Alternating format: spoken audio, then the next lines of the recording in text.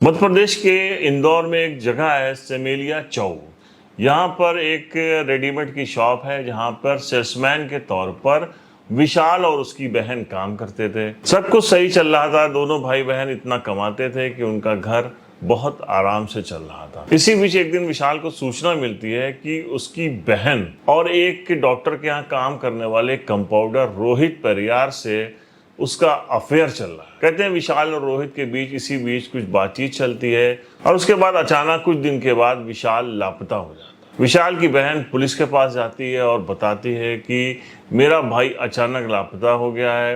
वो घर से निकला था दुकान जाने के लिए, लेकिन वो वहां पर नहीं पहुंचा और रात तक हम लोग शॉप पे उसका इंतजार करते रहे। वो वहां भी नहीं पहुंचा। जब हम घर पहुंचे तो घर भी नहीं आया और मुझे किसी अनहोनी का शक हो रहा है। पुलिस जो है गुमशुदगी की रिपोर्ट दर्ज करती है, विशाल की तलाश की जाती है, लेकिन विशाल का कहीं भी कुछ पता नहीं चलता है।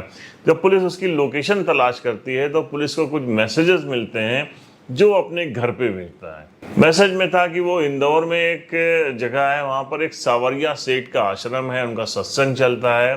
तो उसने घर पे मैसेज किया था कि मैं सावरिया सेठ जा रहा हूँ सत्संग सुनने के लिए।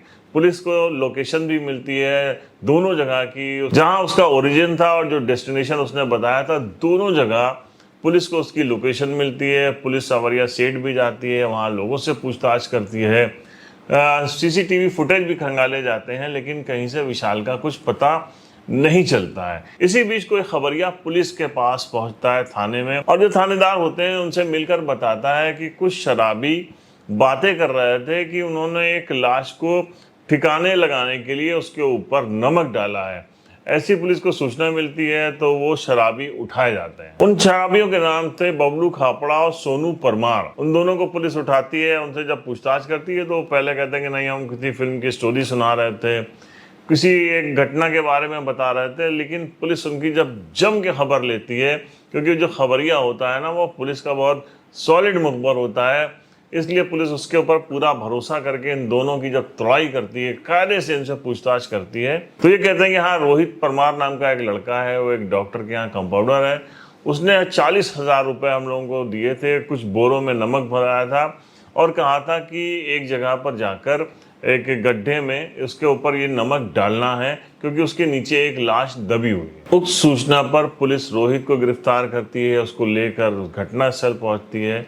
घटनास्थल पहुंचने के बाद जब देखती है तो गड्ढे के नीचे, जिसके ऊपर बहुत सारा नमक डाला गया था, उसके अंदर से एक सड़ी गली लाश बरामद होती है। उसका डीएनए भी कराया जाता है और उसकी जो कपड़ों से, उसके जूतों से उसकी पहचान विशाल के रूप में होती है।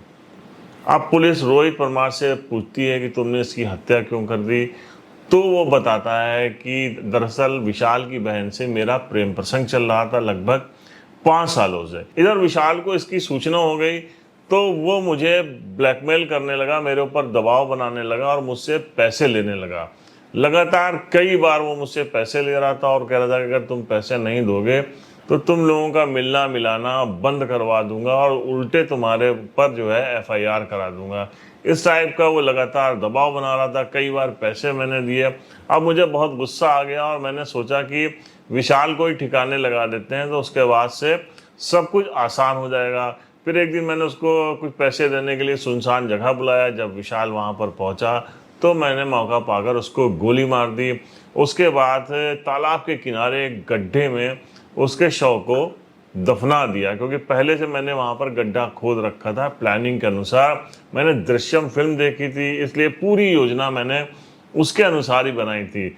गड्ढे में जब उसको दफना दिया, मिट्टी डाल दी, उसके बाद मैं वहाँ से निकला। फिर मैंने उसके घर वालों को, उसकी बहन को उसी के मोबाइल से मैसेज किया कि मैं सावरिया सेठ जा रहा हूँ, इंदौर में एक जगह है, वहाँ पर आश्रम है, वहाँ रुकूंगा, सत्संग सुनूंगा, उसके बाद मैं वहाँ